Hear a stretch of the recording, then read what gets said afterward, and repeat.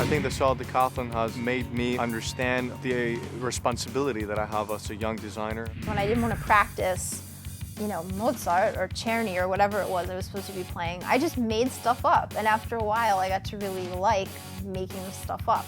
Education has always been part of Kamler, but for the first time, the DA has a formal relationship with the CUNY College.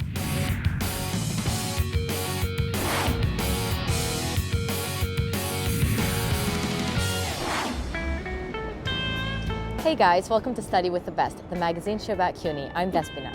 They say in life it's the journey, not the destination. For Team New York here at City College, the journey for these architecture and engineering students was to build a solar roof pod. The destination, the 2011 Solar Decathlon at the National Mall in Washington, D.C.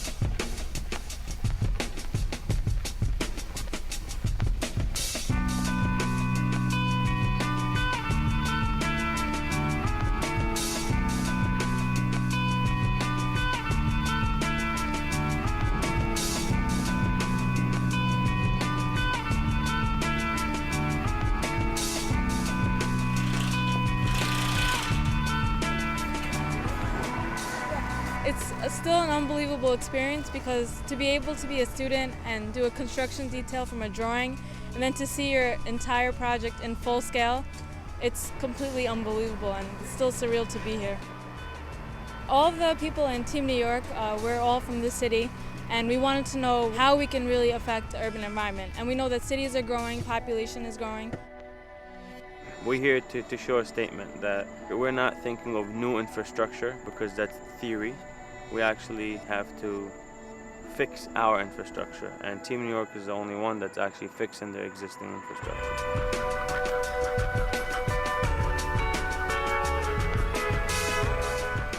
Here in DC, things are interesting. I mean, the capital of the United States, first time for me personally and for a couple of us in the team. The last couple of days we've been doing the public tours. I personally have been here the entire day with the rest of the team to exhibit our house to the rest of the public. They seem to be very interested in our project, and we try to show them what we've done all this past 1.5 years. Whatever extra energy they generate, they give it off to the existing building. So there is a give and take.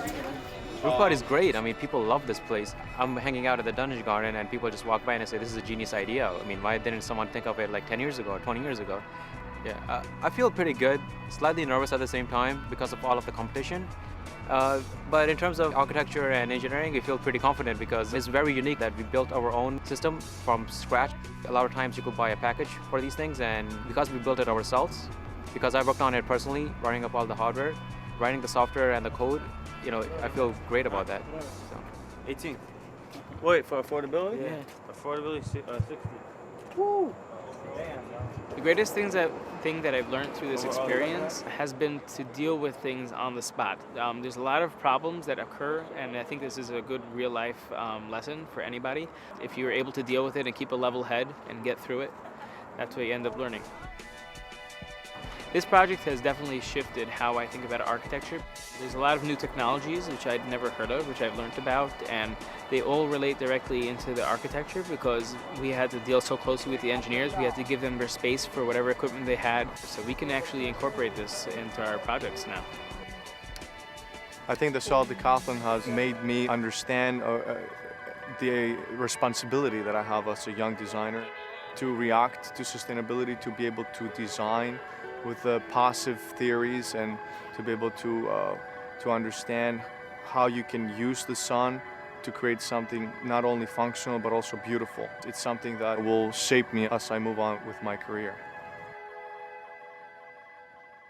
In my point of view, for audiences, you have 20 houses. They get to see the potential of solar, like, okay, oh, this could be done, oh, this could be done. All these 20 houses are showing them you could do this, so maybe somebody puts up those things and they save some money and, energy consumption. That would be good too because we promoted solar.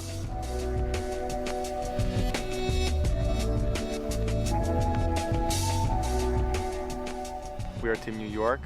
We did it. We were able to represent our school. We built a house, and we're very proud for it. And we just came here to enjoy our time and to show what we've done. Next semester is going to be amazing because no matter how difficult, the school system is, what we went through, through this whole decathlon is more than twice or 3 times the amount of work that we normally do. So it's going to be like a walk in the park for us until we graduate. So.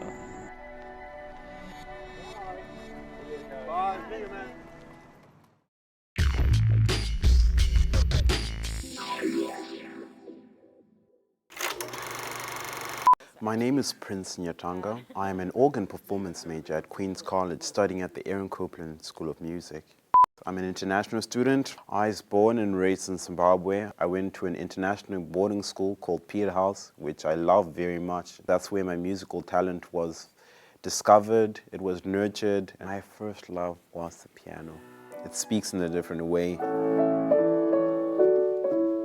The organ also speaks in a very particular way to me that I cannot describe. New York City has musical resources incomparable to any other city in the world. There is power in making music. It brings out your inner spirit. It connects you with yourself, basically. It never matters what age you are. That act of making music itself is just really a different feeling to anything else one can do. That's me, that's CUNY.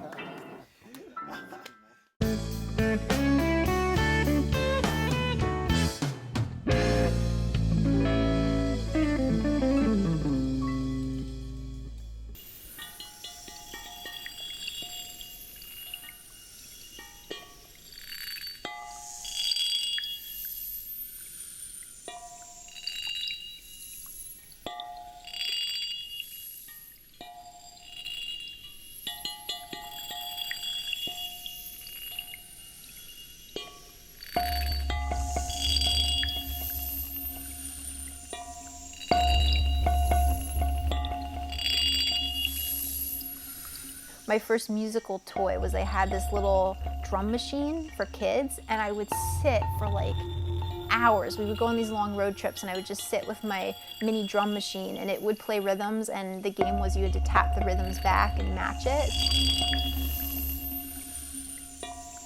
And I played with this thing endlessly. I was totally fixated on it. So my mom was like, oh, well, maybe she should have some music lessons. But I did rebel a little bit. I actually, in various years of my piano studies, I was like, oh, I'm tired of piano. And that's how I started composing, because when I didn't want to practice, Mozart or Czerny or whatever it was I was supposed to be playing, I just made stuff up. And after a while, I got to really like making stuff up. So basically, I have this long process where I collect sounds and I collect videos, and I develop software that combines them in different ways.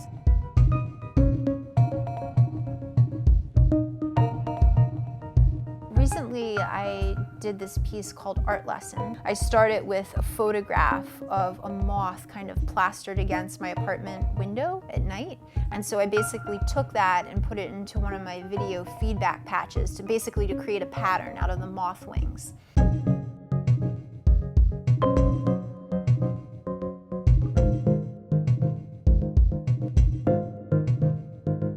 The whole reason that I work with art is because of my mother. She never told me that I needed to read or be interested in art or anything like that. But I would see her reading every day with obvious pleasure, right? She would go to art museums and take me along if I wanted to go. And it was so obvious that she got so much out of having this very aesthetic lifestyle that I think it just happened to me naturally, that I started loving books and loving art and loving music. Sometimes I take one of her poems as a starting point because they have really striking images in them. Blame a power provoked from its cocoon by a wolf's howl, a bull tearing earth to dusty clouds. I graduated from college in 2003. I went to Yale undergrad, and I double majored in music and English there. Damn if ants avalanche your yard, At the time of graduating, I was pretty much a straightforward composer. Like, I thought of myself as just a musician.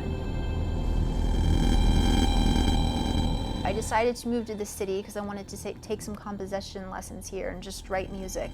And I spent 5 years living in New York.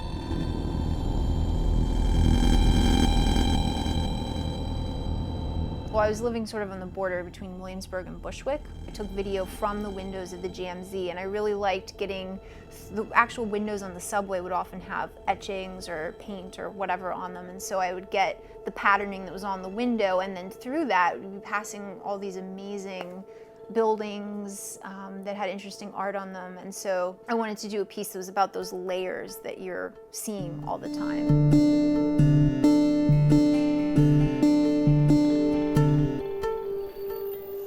At Water's Edge, I use a mixture of instrumental sounds and ambient recordings, and so the water sounds that you hear, I actually took right here. I kind of walked along this fence here. We're in a cityscape, obviously, so right now, you know, we're hearing the helicopter that's overhead, and I hear some machinery, and I'm hearing birds. I like kind of a relatively cluttered soundscape. A lot of the composers that are at the CUNY Graduate Center, I'd say more of them write acoustic music. And so I wanted to make sure if I went that the fact that I was mostly an electronic musician, you know, that would be good. And I actually think it's amazing because it's great to have a program where there's a variety of composers.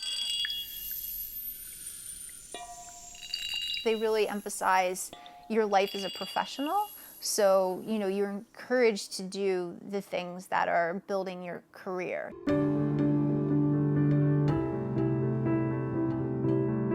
For me, my best experiences with art have been where, you know, I go into a gallery or hear a piece of music and you get that immediate gut reaction, just like an instant wow.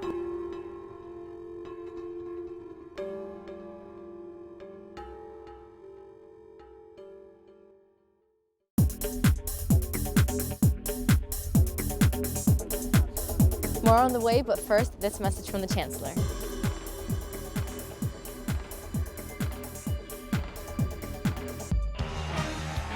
Hi, I'm Chancellor Matthew Goldstein, pleased to present CUNY's 2011 Student All-Star Team. In the infield, Barium Goldwater scholar Mark Barriman, National Science Foundation fellows Lena Mercedes Gonzalez and Arthur Jacob Parzignat, and Truman scholar Gareth Rhodes. In the outfield, National Science Foundation scholar Ryan Jaipal, Barium Goldwater scholar Celine Joiry, and Fulbright grant recipient Miguel Guzman. Behind home plate, Truman scholar Iodella Oti. On the pitcher's mound, Rhodes scholar Zujasha Takir. In the bullpen, Joseph Camarada, Barium Goldwater scholar, and Funleo Easterwood, Fulbright Hayes Grant recipient. And designated hitters, Math for America fellows Gian Liu and Anne-Marie Alcocer. CUNY All-Stars, like the Yankees, our hometown champions.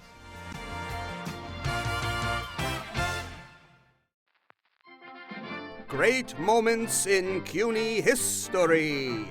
Hunter College, located on Lexington Avenue between 68th and 69th Streets, was originally for women only. An 1870 offshoot of Female Normal High School, it existed to train teachers, one of the few careers open to women at the time. Its Manhattan location began enrolling men in 1964. Hunter College, founded by Irish immigrant Thomas Hunter, one of the most colorful and diverse colleges in the CUNY system. I'm Grant Greenberg for CUNY TV in the Brownsville section of Brooklyn. Stats show more than half the people arrested in this country will end up back behind bars in their lifetime. Well, now Medgar Evers College and the Brooklyn District Attorney's Office are teaming up to try to stop that from happening. I look at this as like if I was an onion, right? And what I done is shredded all the layers of that onion until I was able to cry.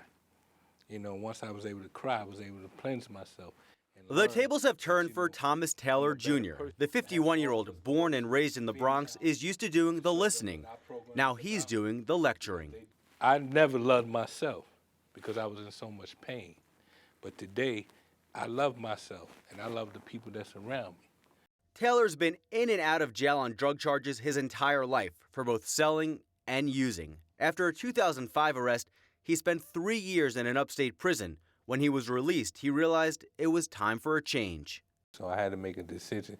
Was it going to be me continue doing the same thing and maybe wind up being dead behind it, or I can get my life together? So I decided to get my life together. The big difference this time around, he was ordered to enroll in Kings County DA Joe Hines' ComAlert program, a program now joining forces with CUNY's Medgar Evers College. Provost Howard Johnson says this will increase educational opportunities to former inmates and keep them out of jail.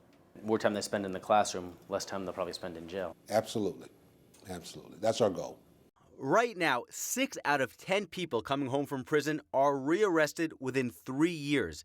DA Hines thinks Medgar Evers could drive that number down. By engaging folks who come home from prison, and in Brooklyn we get them at the rate of 3,000 to 3,500 a year. By engaging them and giving them a structure, you hope to reduce their recidivism rate or their reoffending rate. Structure is the key component to the program, now entering its 11th year. ComAlert offers a vast array of options, putting former prisoners on a path to a GED, offering drug rehab, job training, internships, resume and interview skills, even helping change a person like Taylor's identity from inmate to part of society. None of them has a plan in their pocket, how do I go back to prison? They all think they're going to make it, and they don't make it for a lot of reasons. One specific area Hines is targeting is central Brooklyn, or Brownsville. It has one of the city's highest crime rates, and right in the middle of the community is Medgar Evers. By teaming up with ComAlert, the CUNY school hopes to help bring the recidivism rate down. Anyone who knows anything about this business knows that the people who are most at risk have either failed out of school or have never had educational opportunities. We're bringing in the educational element to work side by side with Kings County. Johnson says this is one of the first programs of its kind in the nation. Education has always been part of ComAlert, but for the first time, the DA has a formal relationship with a CUNY college. You won't necessarily see any new classes created or even know who's a regular student and who's a former inmate part of the ComAlert program. That's because they'll be integrated into classes. It's a no-brainer. Medgar Evers President Dr. William Pollard is proud to be teaming up with ComAlert. He had an ex-offender in a class he used to teach. This is a young person who made an error, at least in the minds of the state, and she paid for it. And she paid her debt, she's off parole, and now she's got a life to live. Our students need to see that. Students and people in the community also need to see police and the DA aren't the enemy, something that took former inmate Thomas Taylor Jr. a long time to learn. I sent myself to jail because they didn't come knock on my door and say, listen, you want to take a trip with me to a state prison. You know, I put myself in that situation. You're part of the family. This place is your home.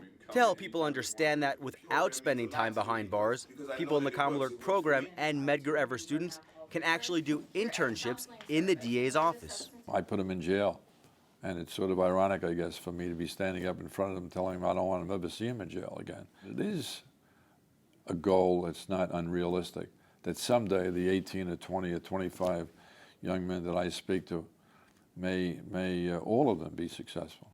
And many of them are. A 22-month study by a Harvard University professor found the recidivism rate of people in the program dropped by more than half, from 60% to 25%.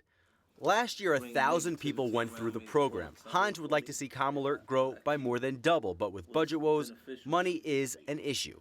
He gets grant money as well as state and federal dollars, but is quick to point out his program is way more cost-effective and efficient than jail time.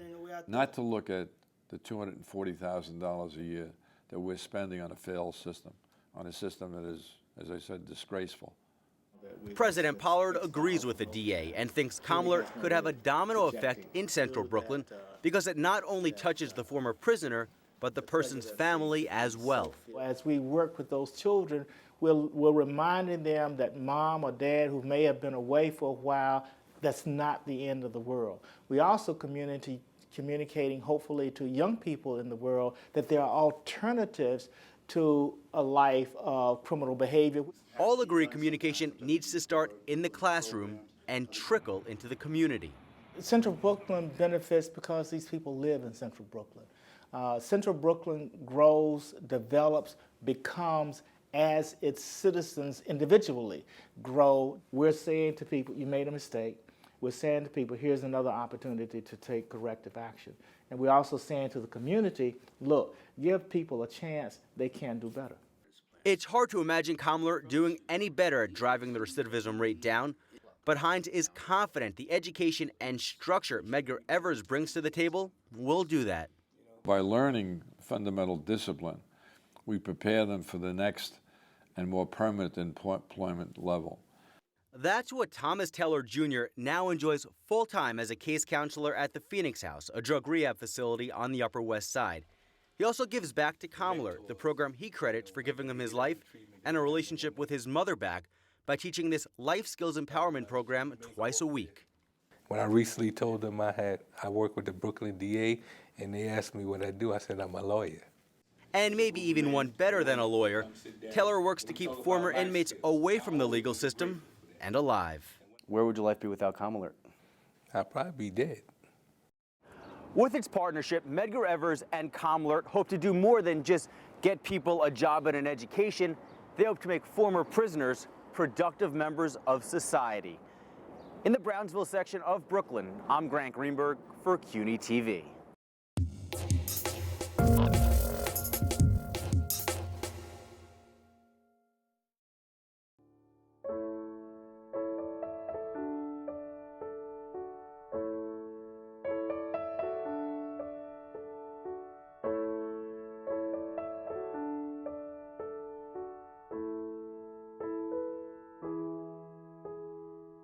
I blame you for the me that I see every day, though I try to avoid the mirror. This person I don't recognize, behind puffy eyes with hot tears streaming down my face. I wasn't this way back in the day years ago when we first met. Not this crying, soul and heart dying hot mess, less than an apparition of a woman. Oh no, no, no, I was ever so much more than what I have become, and I blame you. I blame every word you said that went right past my logical head, straight to my love-starved, naive little heart. All those promises and dreams, I should have seen them for what they were, things I'd heard so many times before. But that's not the worst part. It was I who let you re-enter my heart. How could I even allow this to start? It had taken so long to close that door, bar it shut from the pain from before. Those weeks when I couldn't even eat, when it took everything I had to get on my feet. How could I be so weak? All your words and lines, touches and gestures that fulfilled this love fantasy I had created, while all the time you were just getting what you needed? Why did it have to be you? What did you do?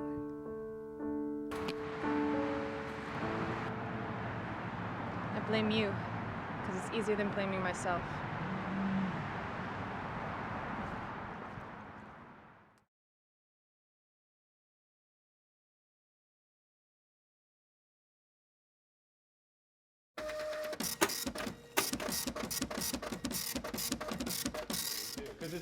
When it comes to business, Nicholas Fortugno does not play games.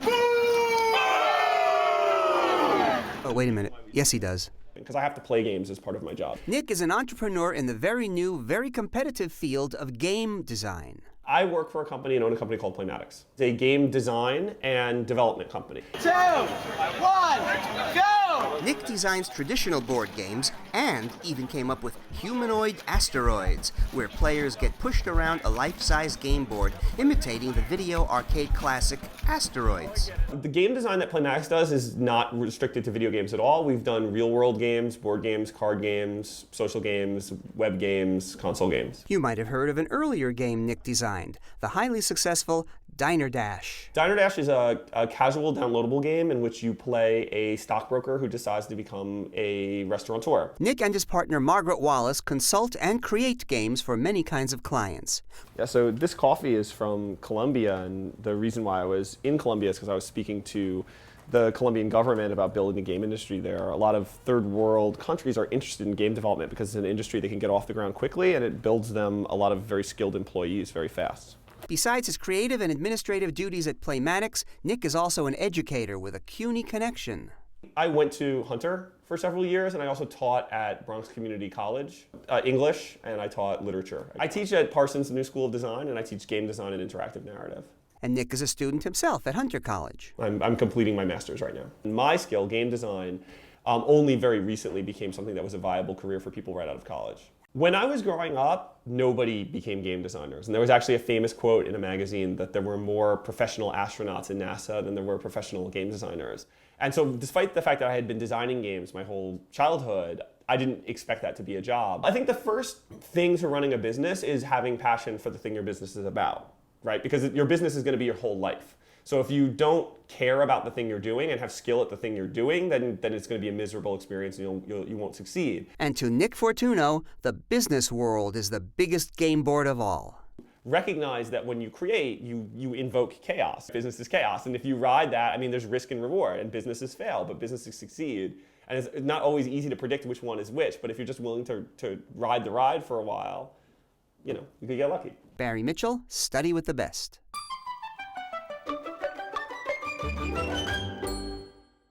Thanks for joining us. For all things CUNY, log on to cuny.edu or check out our Facebook page at facebook.com/CUNYTV or send us a tweet at CUNY TV. We leave you today with a mashup of audiovisual art from PhD candidate Jennifer Stack. See you next time.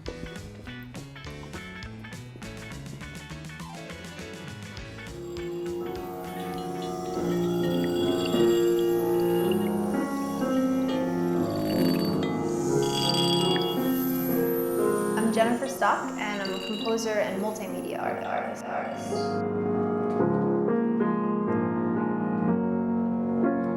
To have someone take an interest in your work is a real privilege because I literally spent months working without basically not really talking to people about what I'm doing.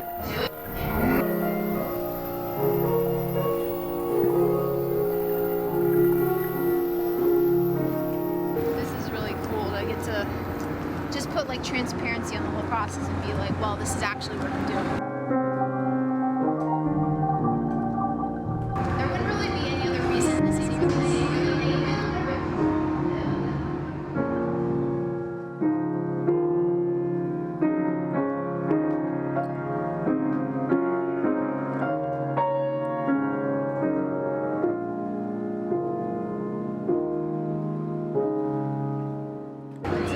Expecting money or that much notoriety or anything. It's really literally if I can just get handfuls of people to enjoy something I do, that's all it's about.